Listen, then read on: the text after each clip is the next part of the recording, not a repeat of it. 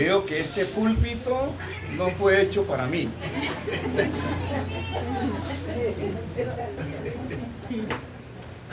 ¿Cierto? Ese otro amigo mío también, he visto de que es de más estatura que Sí. Está hecho para el pastor Ken Roy. Muy buenos días, mis amados hermanos. Cuánto gusto realmente estar en este lugar y compartiendo la hermosa palabra del Señor y también compartiendo de la amistad, de la hermandad que tenemos como hijos de Dios. Quiero darle gracias al Señor por lo que Él está haciendo en este lugar. Veo que Dios está haciendo una obra maravillosa en medio de ustedes.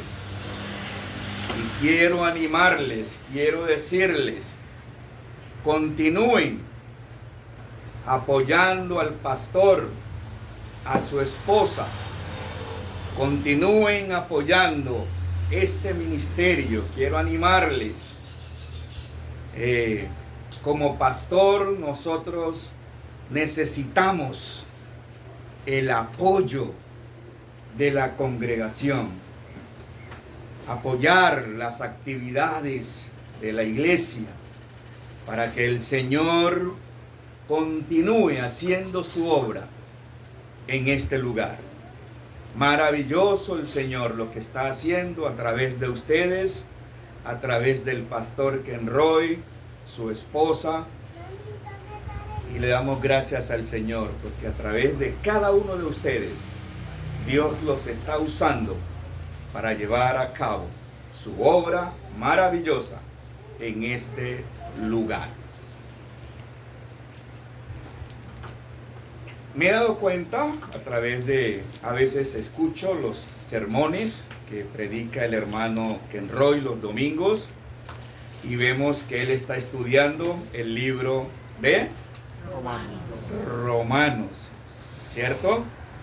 Qué bueno, ha sido de gran edificación, de gran bendición este tiempo. Y este libro, esta carta es preciosísima, como todos los libros de las Escrituras. Y yo pensé, Señor, he estado orando desde que supimos que veníamos para San Andrés. Señor, ¿qué comparto con los hermanos? Y el Señor puso en mi corazón que compartiera del mismo libro que están estudiando, la carta a los romanos.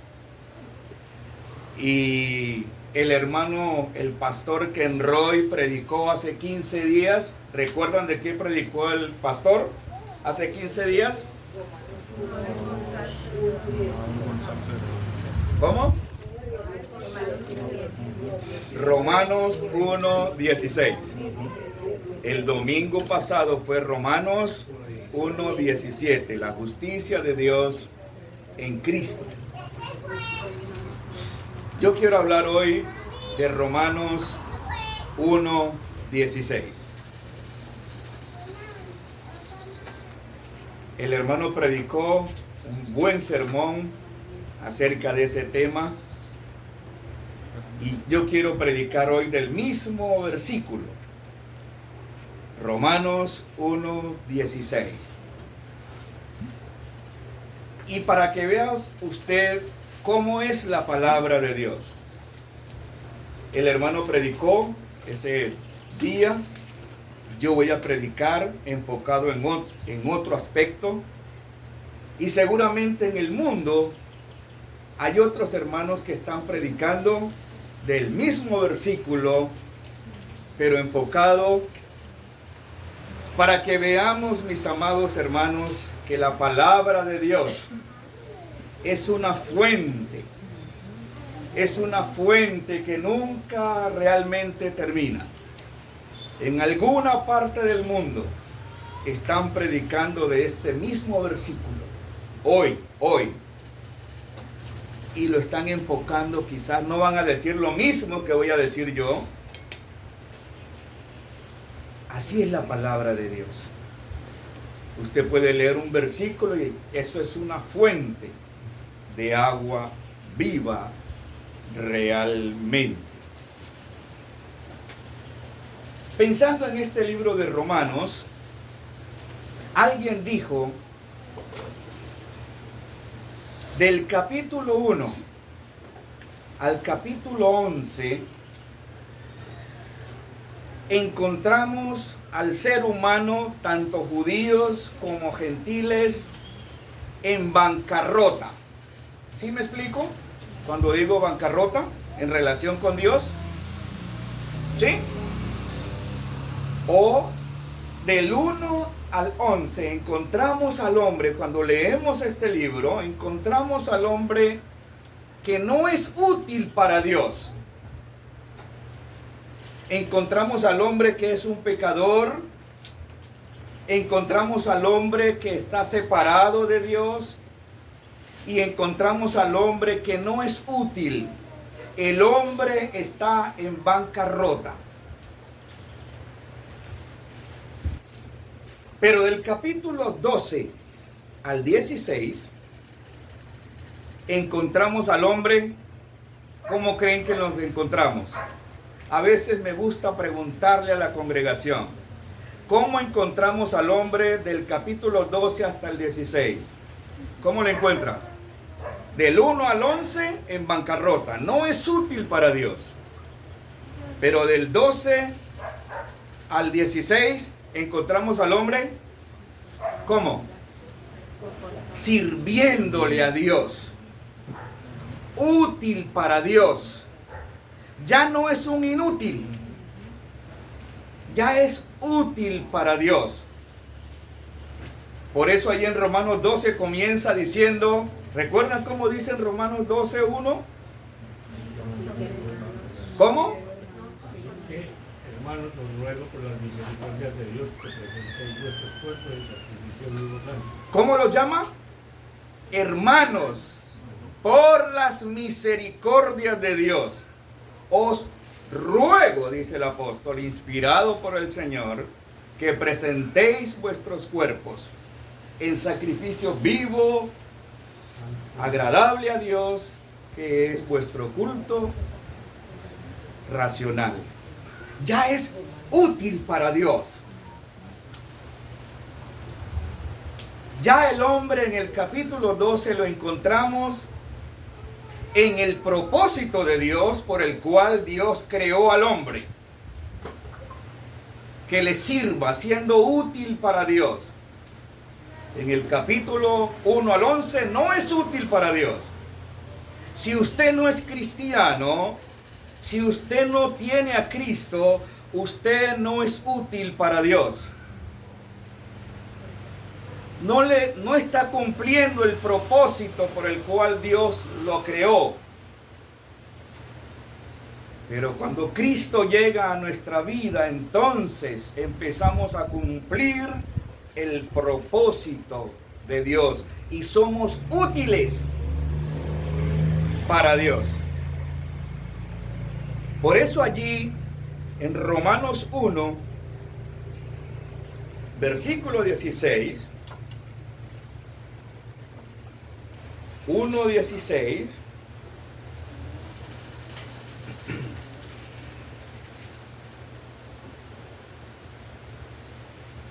¿lo leemos todos? ¿Me acompañan?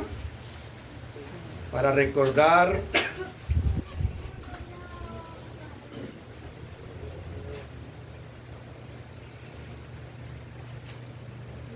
¿me acompañan, por favor? ¿Listo? Porque no me avergüenzo del Evangelio, porque es poder de Dios para salvación a todo aquel que cree, al judío primeramente y también al griego. Padre, gracias por tu palabra. Señor, me siento incapaz de poder profundizar esta palabra tan hermosa. Por eso, Señor, pido tu ayuda. Sin ti, Señor, la verdad, no puedo hacer nada. Que sea tu Espíritu Santo, Señor, ayudándome a hablar lo que tú quieres que diga en esta mañana. Gracias, Señor. Te alabamos en el nombre de Jesús. Amén. Amén. El tema que le he dado a este mensaje es el poder del Evangelio. Ese es el tema, el poder del Evangelio. El Evangelio tiene el poder para transformar a las personas. Usted y yo somos testigos del poder del Evangelio. Pregunto a la congregación, ¿usted es el mismo de hace 10 años, 5 años, 15 años? ¿Usted es el mismo hoy que es cristiano? No. Tiene que haber y tiene que estar sucediendo en su vida una transformación que está haciendo Dios en la vida de cada uno de nosotros. Porque el Evangelio es el poder de Dios para salvación a todo aquel que cree, al judío primeramente y también al griego. Pero en esta mañana quiero hacer, pensando en este versículo, quiero hacer 3 preguntas que voy a resolver. 3 preguntas voy a resolver mirando este texto. La primera pregunta es, ¿en qué consiste el poder del Evangelio? Esa es la pregunta que voy a desarrollar primeramente. ¿En qué? Es una pregunta. ¿En qué consiste el poder del Evangelio? ¿Qué es lo que hace el poder del Evangelio en la vida de una persona? Segunda, ¿por qué? ¿Por qué? ¿Por qué es que ese evangelio lo transforma a uno? ¿Por qué? Esa es otra pregunta que vamos a resolver en el tiempo que nos queda. Y la tercera pregunta es, ¿cómo? ¿Cómo es que el poder del evangelio puede transformar a una persona? ¿En qué el poder del evangelio? Primero, el poder del evangelio, mis amados hermanos, consiste en que es poder iluminador. El poder del evangelio consiste, mis amados hermanos, en que es un poder que nos ilumina, que nos da la luz, que nos da claridad. En eso consiste el poder del evangelio. Todo ser humano que nace, los que están naciendo hoy, los que han nacido, todos nacemos en oscuridad, todos nacemos en tinieblas. Si usted no tiene a Cristo, usted, espiritualmente hablando, usted está en tinieblas. Usted está en oscuridad. Usted no puede ver las cosas de Dios. Juan, el Evangelio de Juan, capítulo 9. El Evangelio de Juan, capítulo 9, versículo 1 y 2. Allí tenemos a un hombre que ha nacido ciego por la voluntad de Dios.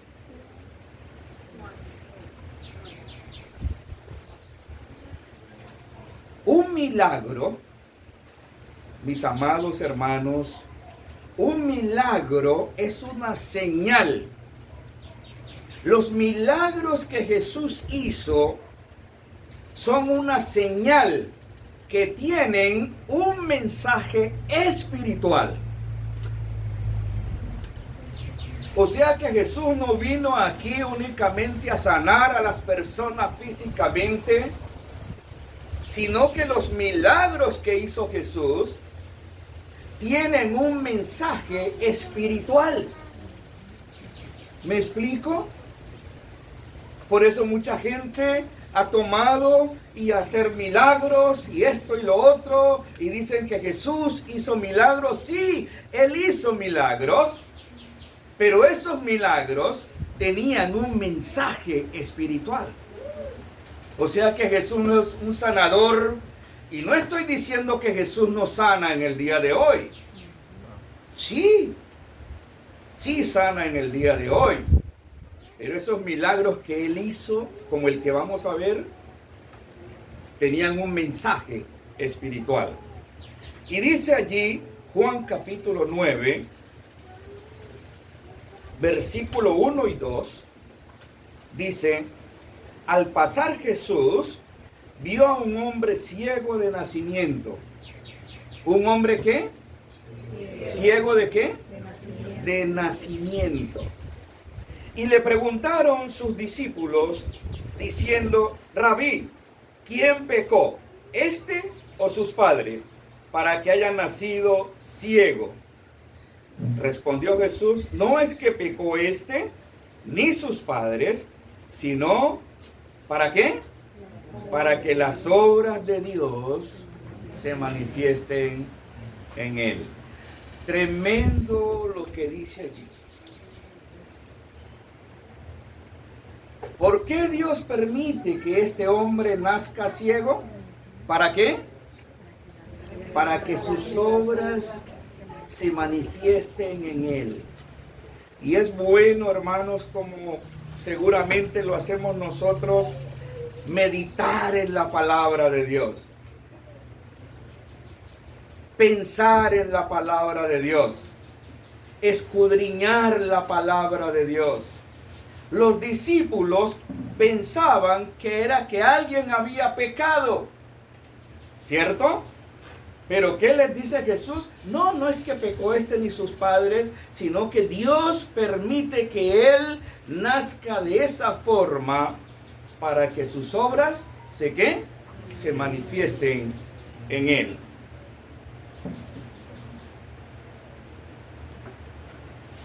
Este hombre, mis amados hermanos, no tenía el privilegio. Nació ciego físicamente, nació ciego y espiritualmente también está ciego. Por lo tanto, este hombre, mis amados hermanos, en lo natural, como era ciego, no puede ver la hermosa creación de Dios. Mire la condición de este hombre. No puede ver los cielos, no puede ver los pájaros, no puede ver la creación de Dios, a pesar que está manchada por el pecado, pero aún queda hermosa. Es bonita la creación de Dios a pesar de que ha sido manchada por el pecado. Pero este hombre no había visto los cielos azules de Dios. ¿Por qué? Porque nació ¿qué? Nació ciego físicamente. Nació ciego. Pero este hombre, mis amados hermanos, no solo nació ciego físicamente, sino que también nació ciego espiritualmente. todo ser humano, vuelvo y repito, nacemos ciegos. Y eso es lo que Jesús quiere enseñar con este milagro. Que todo ser humano, esos niños hermosos que están naciendo hoy, allí en los hospitales, nacen con su vista física, pero espiritualmente nacen como ciegos. Espiritualmente están ciegos. Y mis amados hermanos, si este hombre no había visto la creación de Dios, que es hermosa, ¿sabe qué nos está enseñando esto? Si esta creación de Dios, que ha sido afectada por el pecado, es hermosa, ¿cómo serán las cosas espirituales? ¿Usted se imagina cómo serán las cosas espirituales? Así que este hombre ni había visto esta creación de Dios, ni tampoco veía las cosas que espirituales, que son ¿qué? Más maravillosas que lo que estamos viendo.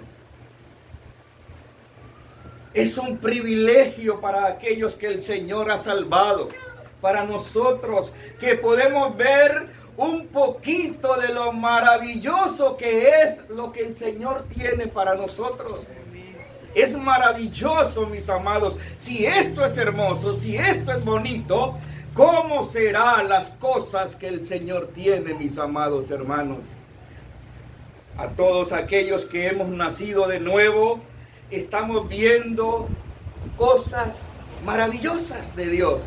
Pero aún falta, mis amados hermanos, muchísimo más.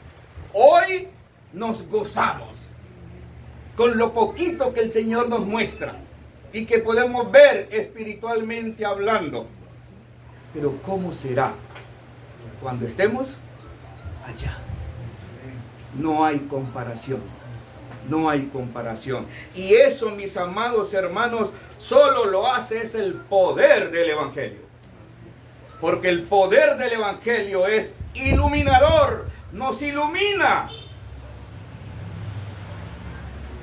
Antes de conocer al Señor, no entendemos las cosas de Dios. ¿Es verdad? Así lo dice la Biblia. El hombre natural que no percibe las cosas que son del Espíritu, porque se han de discernir, entender espiritualmente. Así que si usted no ha nacido de nuevo, usted está ciego espiritualmente. Usted puede ver físicamente, pero no puede ver espiritualmente hablando. Solo el Evangelio puede iluminarnos la vida espiritual. Porque recuerda, cuando Adán estaba en el huerto, Dios vivía en Adán. Y Adán tenía la luz, porque Dios estaba en él. Adán tenía la vida, porque Dios estaba en él. Pero cuando Adán pecó, ¿qué pasó? Adán quedó, Dios salió de él. ¿Y cómo quedó? En tinieblas. Quedó sin vida. Quedó en oscuridad. Porque Dios es la luz. Dios es la vida. Y por eso Él, a través de su evangelio, es que nos hace nacer de nuevo. Pero en segundo lugar, este poder, estamos en la pregunta, ¿en qué consiste el poder del evangelio? Y hemos dicho que es un poder que nos ilumina, nos deja ver las cosas espirituales, disfrutamos las escrituras, las miramos, vemos cosas que antes no veíamos. Esa es la obra de Dios. Esa es la obra de Dios. En segundo lugar, este poder no solo nos ilumina, mis amados hermanos, sino que este poder es un poder perdonador. Es un poder ¿qué? Perdonador. Efesios 4, 32. Efesios 4, 32.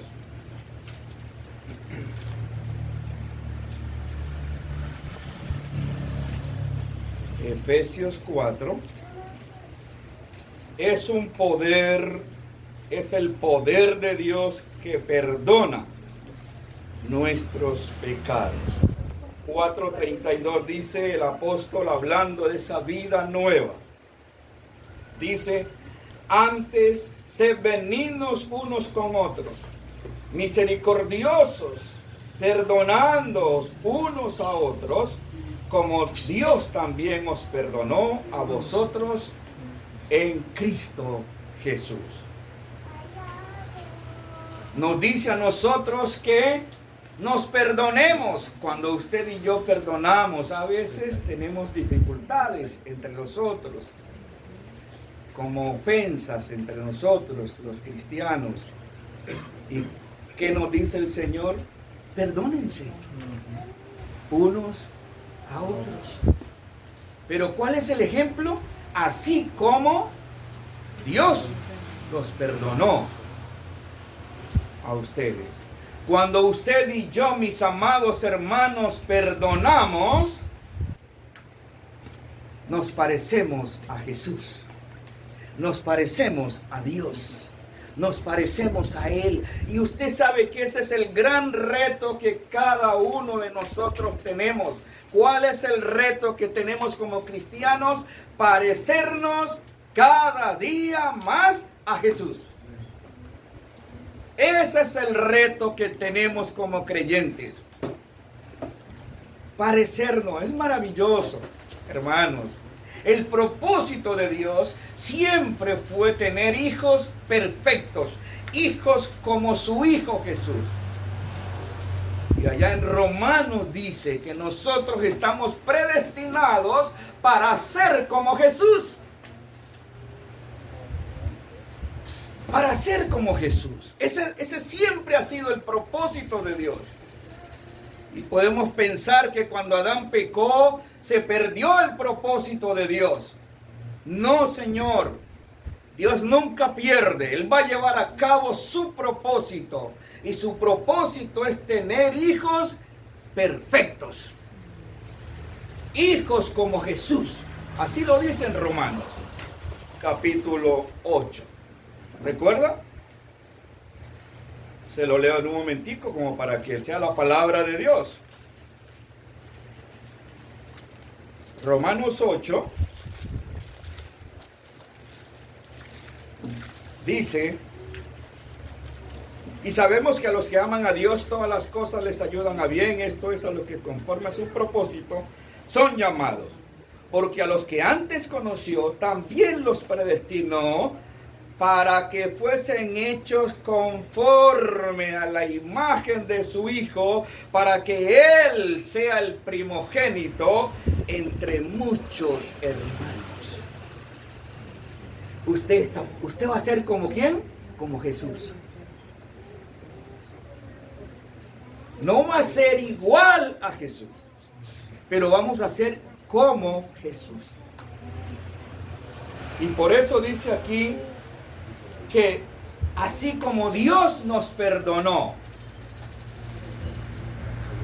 Dios, mis amados hermanos, ese poder del Evangelio, mis amados hermanos, perdona todos nuestros pecados, todos, pasados, presentes y futuros, todos los pecados.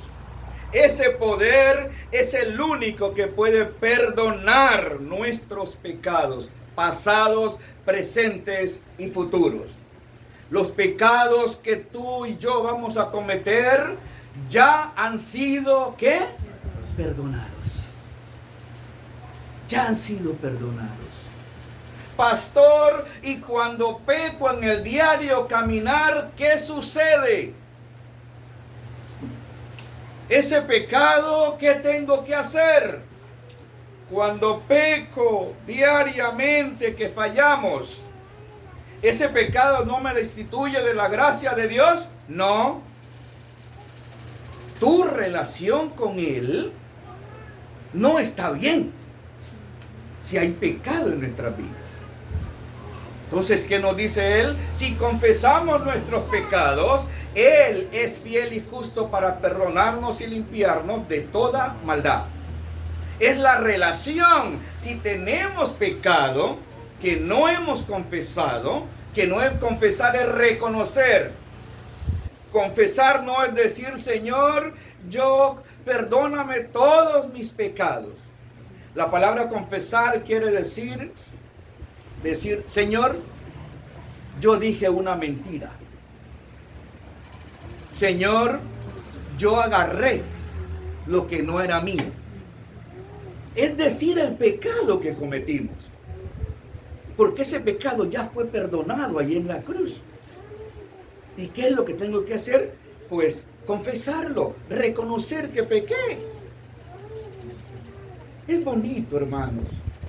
Es hermoso. Dios no quiere que tú y yo andemos cargando con pecados ocultos.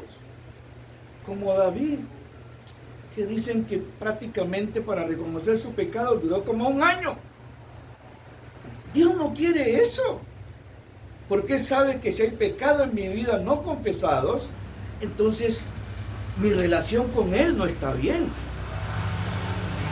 ¿Cierto? Entonces Dios nos da esa gracia de confesarlo, de reconocerlo, ese pecado, para que andemos en relación con Él.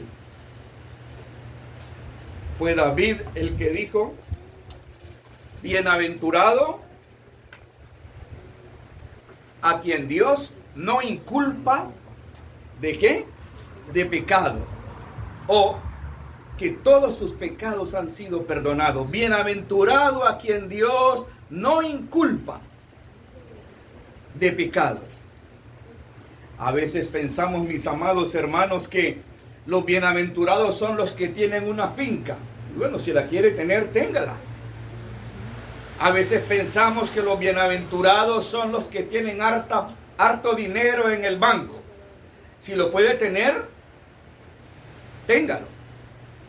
A veces pensamos que los bienaventurados son los que tienen varios carros. Ese es bienaventurado.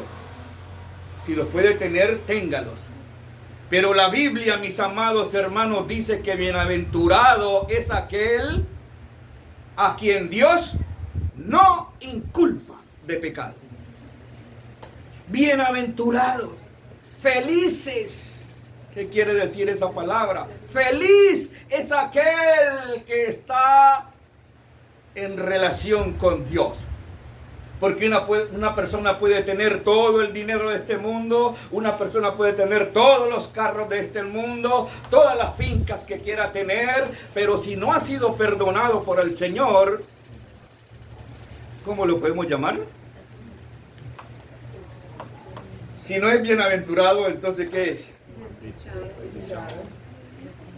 Eso parece raro, pero así son las cosas de Dios.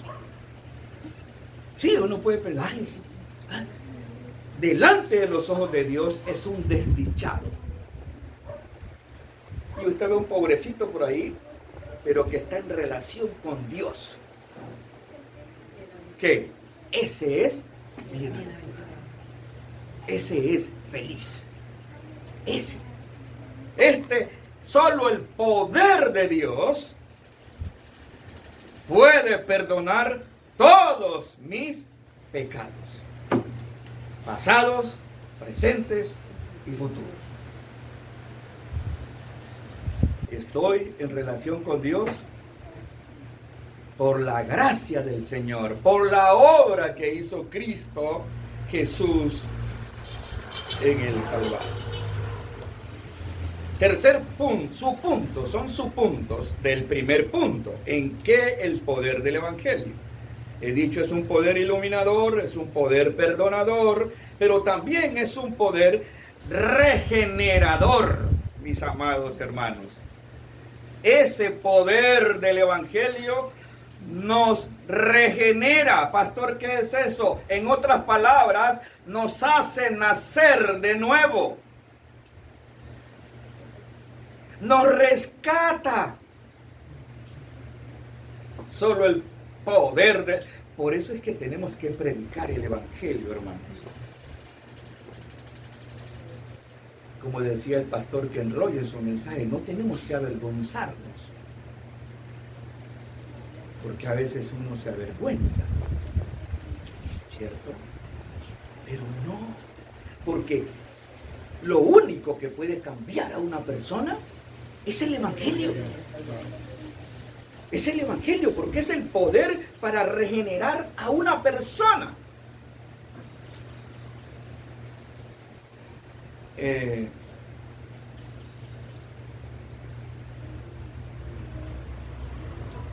Nada más podrá cambiar a una persona. Y sí podemos ayudar, como algunos deportistas ayudan a los muchachos, como la juventud está tan desviada, ¿cierto? Y para que no cojan el mal camino, algunos deportistas pues los ayudan haciendo cosas para que los jóvenes no se metan en cosas malas, y hacen canchas de fútbol, hacen una cantidad de cosas para que los jóvenes no se metan en la droga o en la prostitución, qué sé yo, ¿cierto? Y bueno, está bien, ok, está bien, digamos. Pero mis amados hermanos, a ese joven no lo va a cambiar eso. Ese joven puede ir a jugar fútbol o básquetbol, lo que sea, cualquier deporte, pero eso realmente no lo va a cambiar. En estos días estaba estudiando, con unos hermanos, estaba estudiando el libro de Jonás. Y Dios ahí le dice a Jonás, le dice, ve a la ciudad de Nínive, porque la maldad ha subido a mí. Ha subido la maldad. Y él manda a Jonás. Y yo veía ahí, hermanos, que la única solución para detener la maldad, para que una persona cambie verdaderamente, es la predicación del Evangelio. Nada más. Podemos hacer las ayudas sociales, podemos hacer una cantidad de cosas, y eso está bien, no estoy diciendo que no está bien, pero eso es algo externo.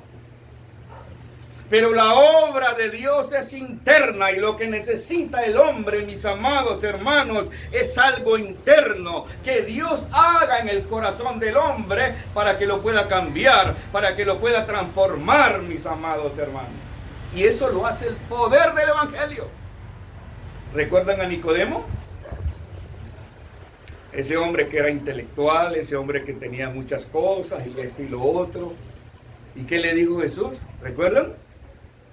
Jesús le dijo, si no naces de nuevo, no podrás ver ¿qué? El reino de Dios. Lo único que cambia a un hombre es el Evangelio. Segunda de Corintios.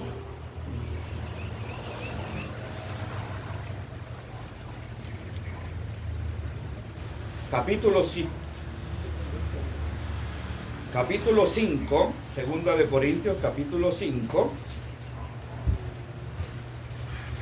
versículo 17. Para confirmar lo que estamos diciendo, porque todo debe ser confirmado por lo que Dios dice.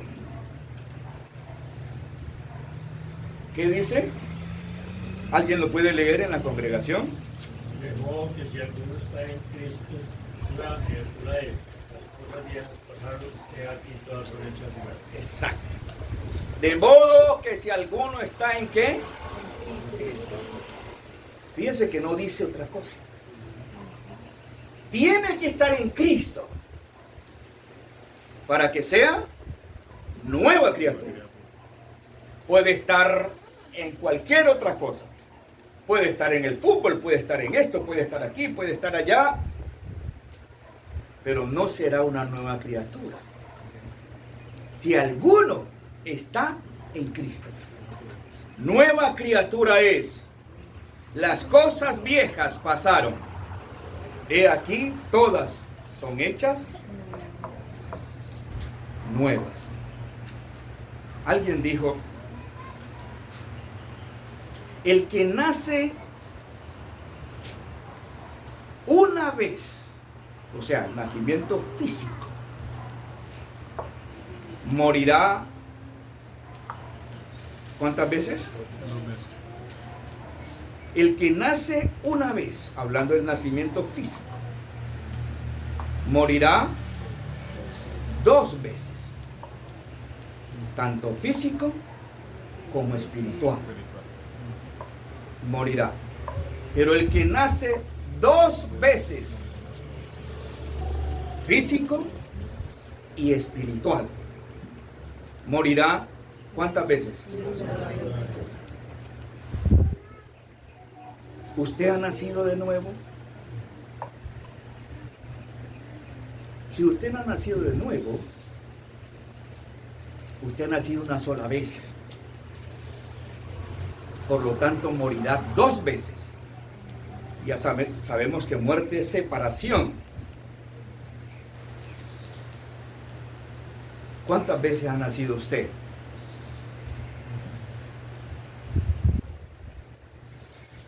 He hablado en este primer punto en qué consiste el poder del Evangelio, en qué es poder iluminador, es poder perdonador y es un poder regenerador. Nos regenera, nos rescata. Ese Evangelio. Pero, ¿por qué? Esa es la otra pregunta. ¿Por qué? ¿Por qué ese Evangelio es el que nos ilumina, el que nos perdona y el que nos puede regenerar? ¿Por qué? ¿Cómo? ¿Por qué? ¿Por qué? ¿Por qué? ¿Por qué es que ese Evangelio puede hacer eso? ¿Por qué? Primero, en ese punto, porque es el mensaje de uno que es Dios.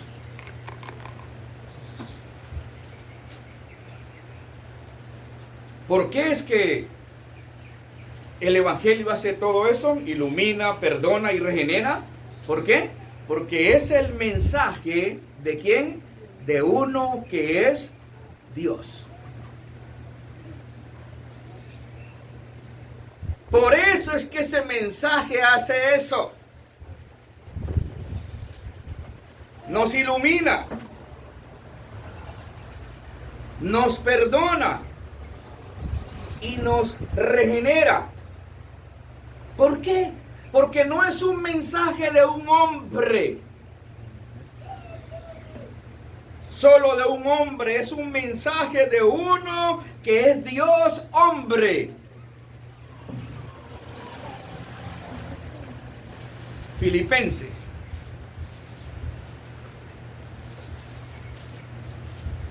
Capítulo 2.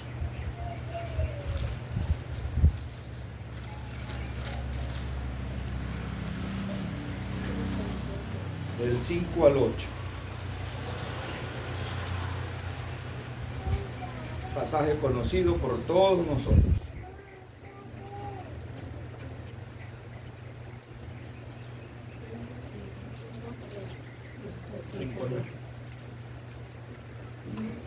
¿A qué horas?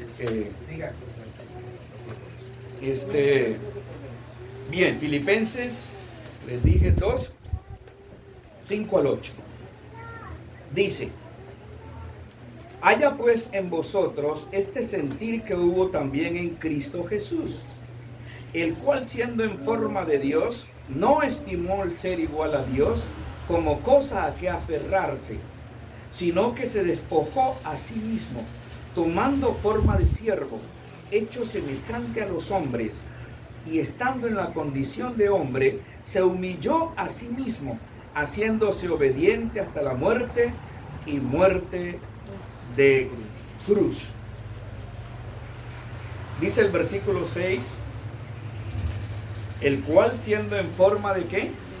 De Dios, no estimó el ser que igual a Dios, como cosa a que aferrarse. ¿Quién es Jesús? Es Dios. No es que el hombre se hizo Dios. Entonces, ¿cómo es? Dios se hizo hombre.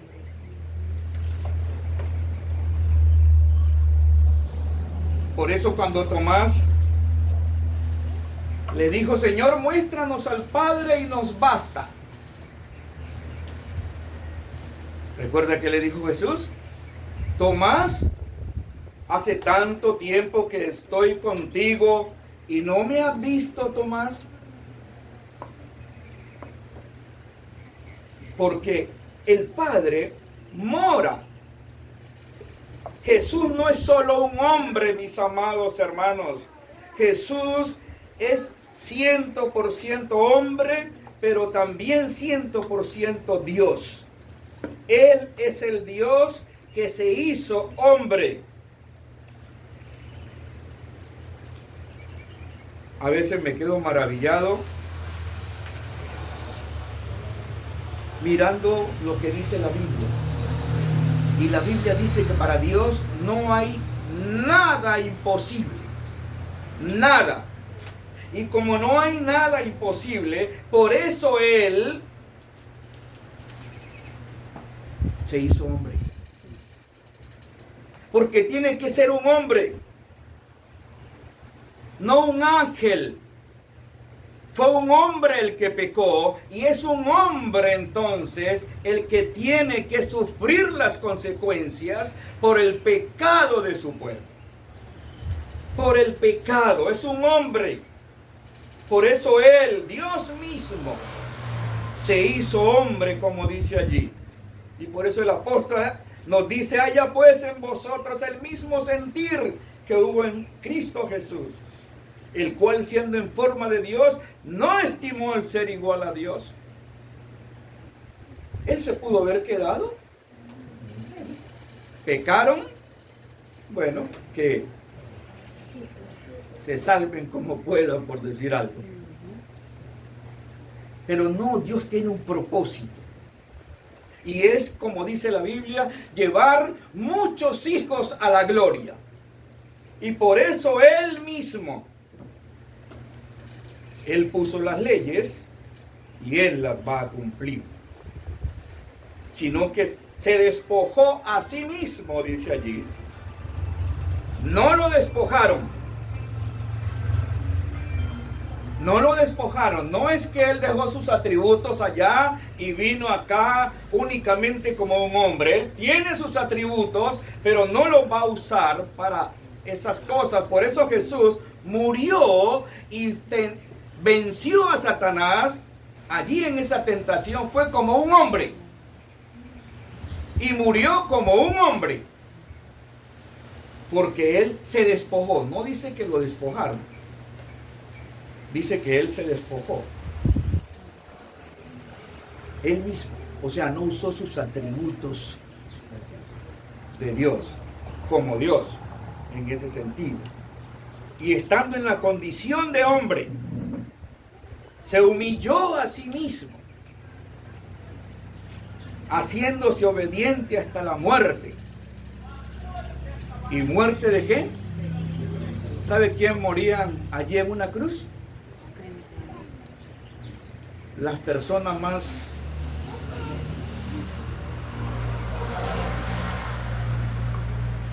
despreciadas,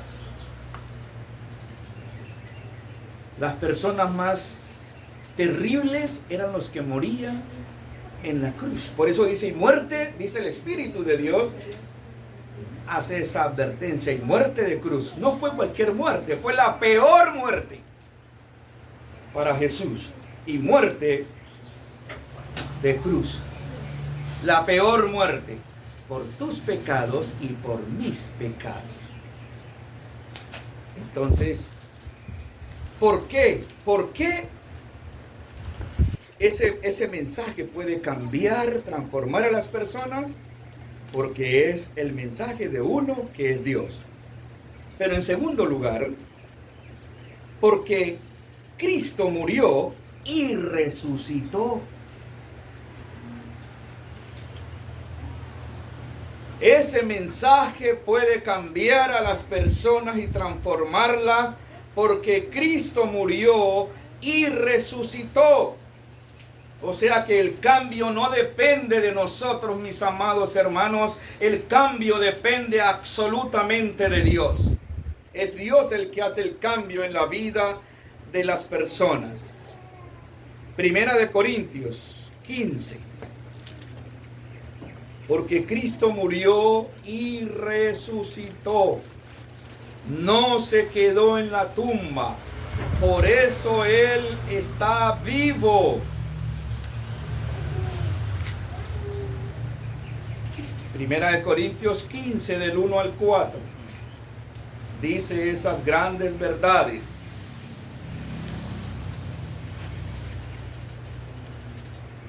El apóstol Pablo escribiéndole a los hermanos de Corintios, hablándoles del Evangelio. Dice allí: además, os declaro, hermanos, el Evangelio que os he predicado, el cual también recibisteis, el cual también perseveráis, en el cual también perseveráis, por el cual asimismo, si retenéis la palabra que os he predicado, sois salvos, si no creísteis en vano. Porque primeramente os he enseñado lo que asimismo recibí, que fue lo que él recibió, que Cristo murió por nuestros pecados conforme a las Escrituras, en otras palabras, como lo dicen las Escrituras, y que fue sepultado y que resucitó al tercer día conforme a las Escrituras. ¿Qué es el Evangelio, hermanos? ¿Qué pasó con Cristo después de haber muerto? No se quedó en la tumba. Por eso este mensaje puede transformar las vidas de las personas, porque es el mensaje de uno que no está muerto, que no se quedó en la tumba, sino que resucitó. Y Él está vivo. Por eso este mensaje, el mensaje que predicamos, mis amados hermanos, es el mensaje de uno que está vivo, que murió para pagar por los pecados, para pagar nuestra deuda. Pero no se quedó en la tumba. Resucitó, dice la Biblia. Y fue sepultado y resucitó al tercer día conforme a las Escrituras. Entonces predicamos un mensaje no de alguien que se quedó en la tumba. Los restos de Adán están en la tumba. Los restos de Moisés están en la tumba, de todos estos hombres que han muerto. Pedro, Pablo, todos ellos están en la tumba. Pero los restos de Jesús no están allí, porque Él resucitó de los muertos. Y esa es la evidencia, la resurrección de Cristo es la evidencia, mis amados hermanos, que Dios aceptó el sacrificio de Cristo. Por eso Dios lo resucita, porque Él aceptó, resucitando a Jesús, Dios de los muertos. Lo que está diciendo es: acepto ese sacrificio que hiciste. Por eso lo levanta de los muertos. Los otros están en la tumba. Pero ¿sabe usted qué va a pasar al final? Por eso dice la Biblia que Él es la primicia. ¿De qué? De los muertos. O sea, Él es el primero. Y después, el resto de sus hijos. Él es el primero. ¿Ha pensado usted en qué Jesús es primero?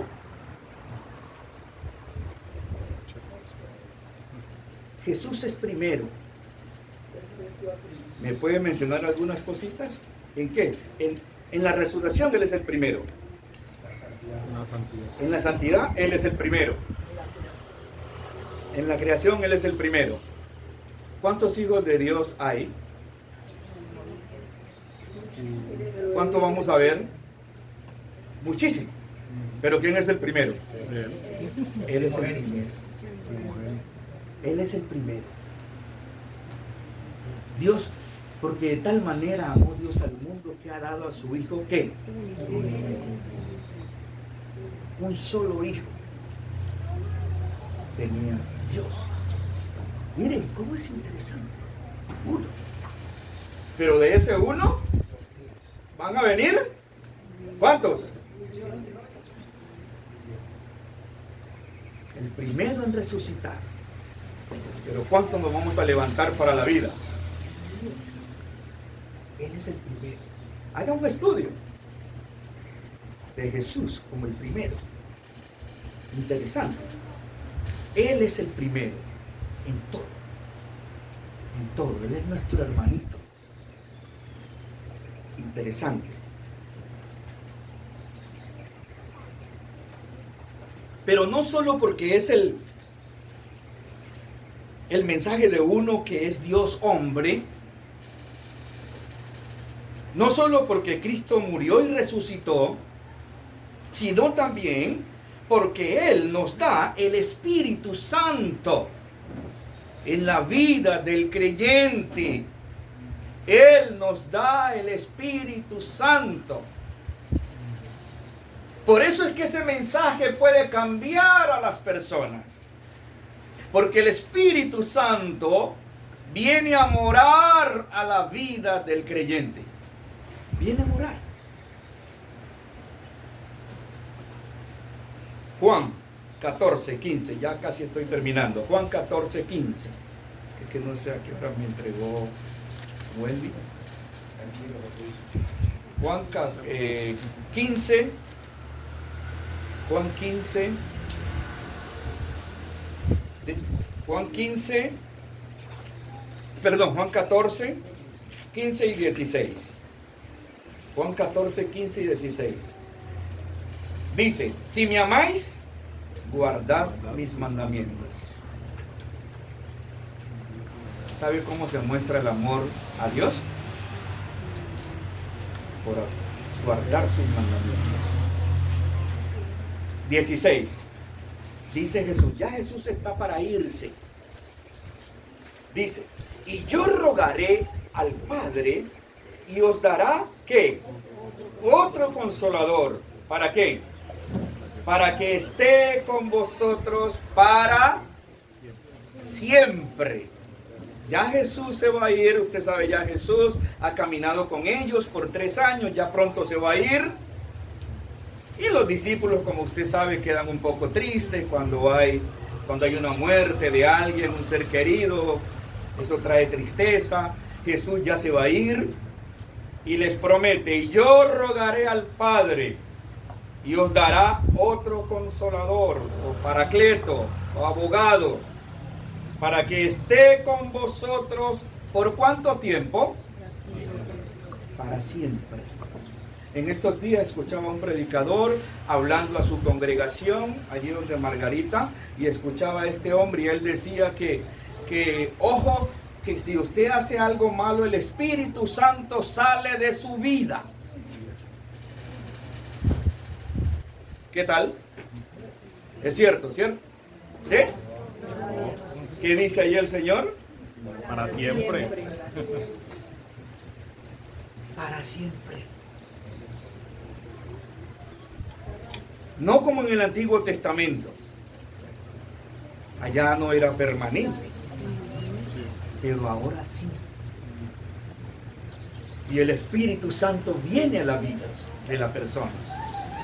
Y empieza a iluminarle las cosas de Dios. Empieza a guiarlo, empieza a darle el poder, como dice allá en Hechos capítulo 1, versículo 8, y recibiréis poder cuando venga sobre vosotros el Espíritu Santo, y me seréis, ¿qué? Testigos. Usted y yo somos testigos del Señor. Somos testigos. Así que no es solo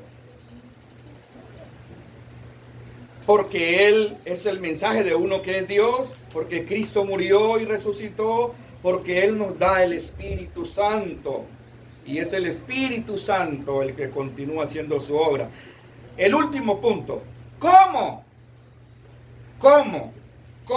¿Cómo es que se llega para que el Evangelio cambie la vida de una persona? ¿Cómo es que eso se logra? ¿Cómo es? Primero, el cómo. Oyendo el Evangelio. ¿Cómo es que una persona llega a ser cristiano? ¿Cómo es que una persona llega para que Dios lo salve? Oyendo. Tiene que oír el Evangelio. Lo que nos ha dicho el pastor Ken Roy en sus predicaciones. Tenemos que oír Efesios 1:13.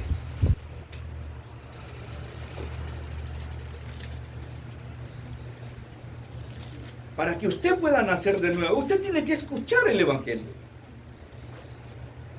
Y cuando usted escucha el Evangelio, entonces Dios puede hacer una obra milagrosa en la vida de la persona.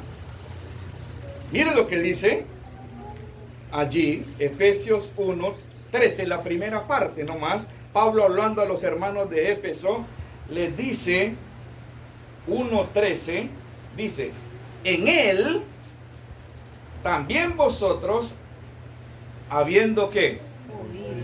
¿Oído qué? Hasta ahí. Hay que oír.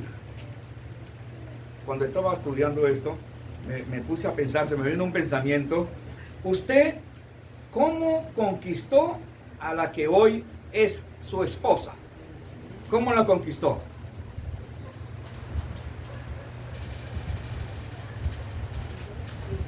¿Ah? ¿Con qué? Piropos. Palabras en... Con palabras. Hablando, diciéndole cosas bonitas. ¿Cierto? Es así. Es así. Hablándole al oído, diciéndole cositas.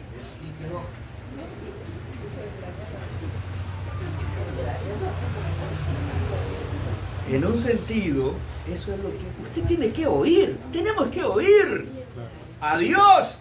Y es así, mis amados hermanos, como Dios nos conquista. Oyendo el Evangelio.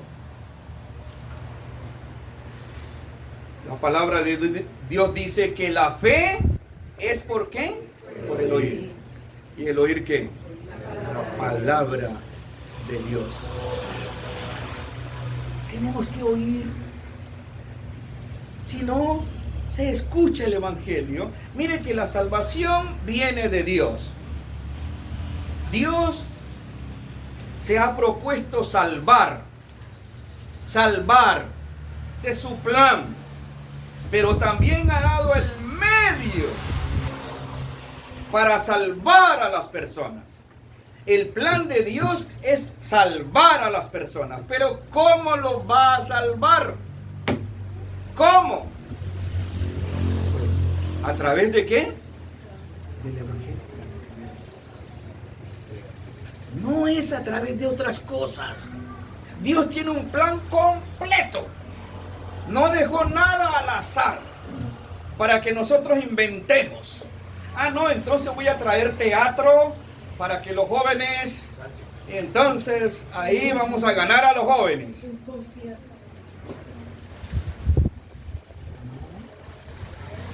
A veces, Pastor Kenroy, me pongo a pensar, ¿por qué Dios no dejó nada para que nosotros inventáramos? Bueno, ahí mi plan es salvar a las personas. Pero ustedes miren a ver cómo los van a salvar.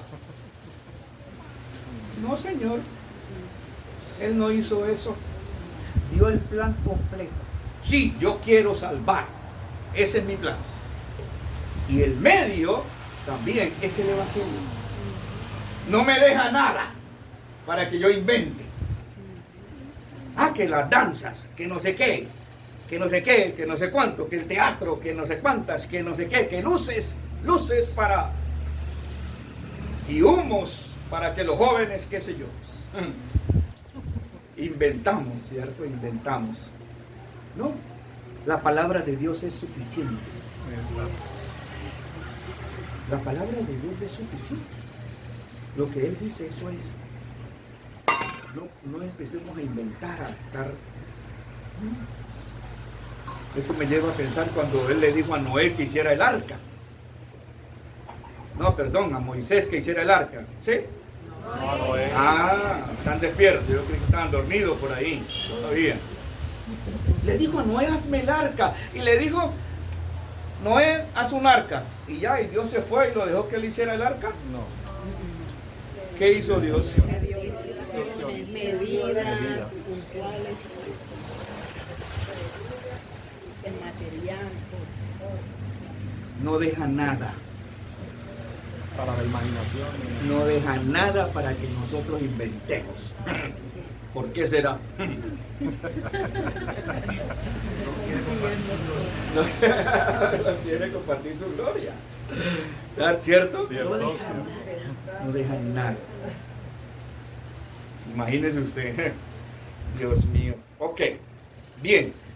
Primero, oyendo el Evangelio. Segundo, creer en Cristo. ¿Sí ve el orden? ¿Cómo es que llegamos a ser creyentes? Primero oyendo, hay un orden. Hay un orden.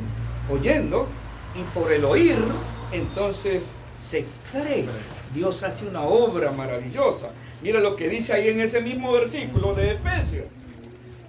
Capítulo 1, versículo 13, vamos a leerlo completo.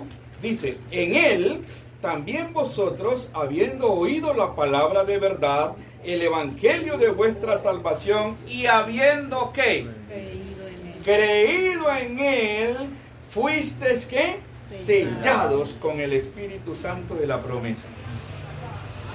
Creer. ¿Cómo? Pues creyendo. ¿Creyendo qué? Pues la obra de Dios. Que el milagro que Dios hace en la vida de la persona. Por allá en Juan 16, si no me equivoco, dice, cuando venga el Espíritu de Dios, les convencerá de pecado, de justicia y de juicio. Y dice, de pecado por cuanto no creen en mí. Interesante. De pecado por cuanto no creen en mí, dice Jesús. ¿Sabe cuál es el único pecado que va a llevar a las personas al infierno? No es el adulterio, no es la fornicación, no es que sea un ladrón. Eso no es lo que va a llevar a la persona al infierno. ¿Qué le parece? ¿Cuál es el único pecado que va a llevar a las personas al infierno? No creo. Y eso es bien interesante. Qué bonito, hermanos, qué bonito. Qué hermoso, hermanos. ¿Sabe usted qué va a haber en el cielo? es, perdón la palabra, es prostitutas. Pastor, ¿y usted por qué dice eso? ¿Por qué digo eso? Porque esa que era prostituta, ¿qué hizo Dios con ella? ¿Sí me explico? Es ladrón. Es mentiroso. Es. Y póngale de ahí para allá. Eso es lo que va a haber en el cielo.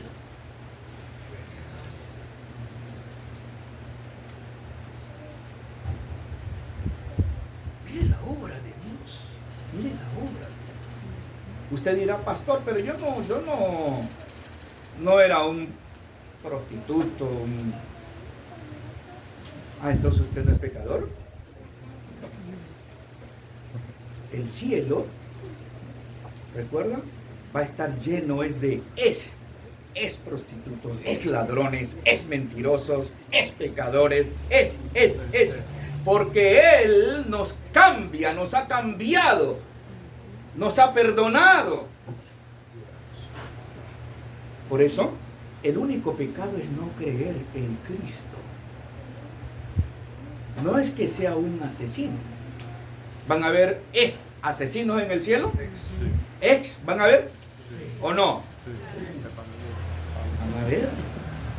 ¿Y los violadores también van a ver? ¿Los que son violadores y se arrepienten? Sí, claro. ¿Van a ver? ¿Y por qué van a estar allá? Ya creyeron. La persona no se pierde por lo que es, porque entonces todos estaríamos perdidos. La persona se pierde es por no creer en Cristo. Por eso es una obra maravillosa, ¿cierto? Y ya para terminar, por favor, ¿cómo? Arrepintiéndose. Hechos 20, ya termino, Hechos 20, 21. 21.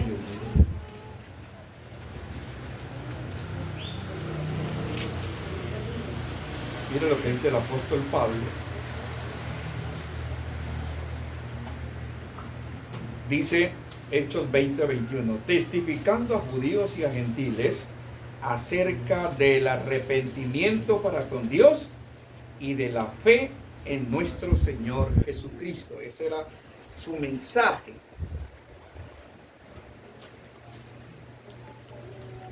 Para ser salvo hay que creer y arrepentirnos por una obra maravillosa que hace Dios en la vida de la persona. Arrepentirse es dar media vuelta en el sentido normal. Voy hacia este camino y cuando Dios me deja ver mi condición de pecador, que estoy perdido y que voy camino al infierno, es una obra de Dios en la vida de la persona, me deja ver que soy un pecador. Es ese arrepentimiento. Metanoia en el griego. Cambio de mente. Cambia su dirección de vida. Es una obra de Dios que hace Dios en la vida de la persona. Y entonces puedo obtener la salvación arrepintiéndose. Primero, oyendo el Evangelio, creer en Cristo y arrepentirse de esa vida que hemos llevado hasta ahí cuando Dios obra en nuestras vidas. Entonces he hablado en esta mañana en que el poder de Dios, del Evangelio, en que es un poder iluminador, en que es poder perdonador, en que es un poder regenerador. ¿Por qué ese poder me cambia de esa manera? porque es el mensaje de uno que es Dios hombre. Porque Cristo murió y resucitó. Tercero, porque Él nos da el Espíritu Santo. ¿Cómo? ¿Cómo nacemos de nuevo? ¿Qué es lo que Dios usa para que nazcamos de nuevo? Hay que oír el Evangelio, debemos creer el Evangelio y debemos arrepentirnos de nuestros pecados.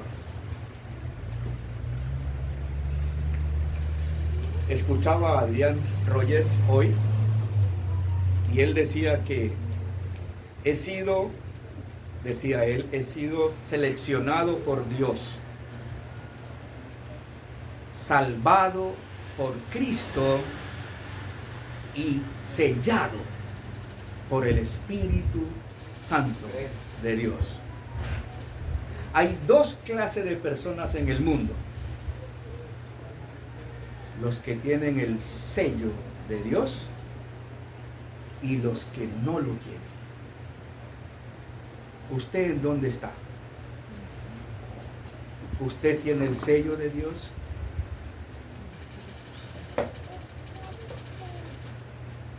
Pídale al Señor: Señor, por favor, ten misericordia de mí. Cierre sus ojos, ahí donde estamos, cierre sus ojos y tengamos una pequeña oración. Tú puedes hablar, tú puedes decirle al Señor lo que tú sientas en este momento. ¿Qué te dijo Dios? ¿Te dijo algo Dios a través de este mensaje? Tú le puedes decir si aún no eres salvo. Puedes decirle: Señor, por favor, sálvame. Señor, soy un pecador, soy una pecadora, estoy camino al infierno. Señor, sálvame. Él dice: clama a mí y yo te responderé. Clámale, pídele, para que puedas ver. Porque si no eres creyente, no puedes ver las cosas de Dios. Así como este hombre ciego de nacimiento. Padre, gracias. Gracias por tu palabra, Señor. Gracias por la obra. Yo también estaba en ese lugar, Señor. Yo también nací ciego, pero tú en tu misericordia, Señor. Y la mayoría de los que estamos aquí estábamos también así, Señor, en oscuridad, en tinieblas. Y quizás aquí hay personas que todavía, Señor, están en tinieblas, están en oscuridad. Yo te pido que tu Espíritu Santo, Señor, sea tocando sus vidas, sea hablándoles allá a lo más profundo de sus corazones, y que ellos puedan ver que no son buenos, que puedan ver su condición delante de ti, y que puedan, Señor, creer en tu Evangelio, y que puedan arrepentirse, Señor, darse cuenta que están perdidos. Obra, Señor, poderosamente, así como has obrado en la mayoría de nosotros, y ahora te servimos. Gracias, muchas gracias, Señor, en el nombre de Jesús. Amén y amén. Amén.